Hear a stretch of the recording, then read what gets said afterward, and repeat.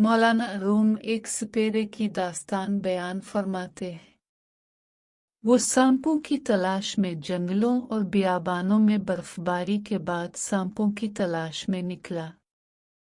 एक जगह से बहुत बड़ा मुर्दा अजदहा नजर आया तो उसके दिल ने सोचा कि इसको किसी तरह शहर ले जाऊं और इस पर टिकट लगा दूं तो बहुत पैसे कमाऊंगा।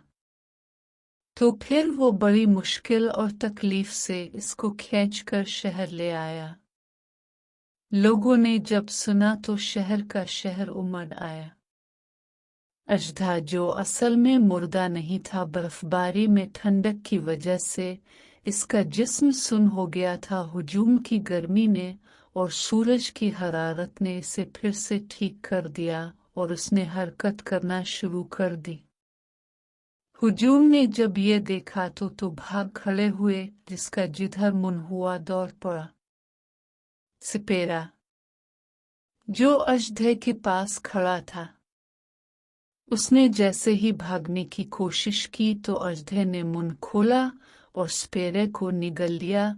करीब ही एक बड़ी इमारत में बिल खाकर यूं जोर लगाया कि सपेरे की हड्डियां भी सुरमा बन गई। मौलाना रूम ये वाकया सुना कि यूं फरमाते हैं कि हमारा नफ्स भी एक अजदहे ही की तरह है, इसे कभी मुर्दा तस्वुर नहीं करना, वसाइल न होने की बना पर ये ठिठरा हुआ नजर आता है। अल्लाह करीम की इताअत से बगावत और दुनिया परस्ती वो दो हरारतें हैं जो उसे मुतहर्रिक कर देती हैं। असली इस्तगफार किया करें और अल्लाह से नफ्स की कैद से बचने की दुआ किया करें।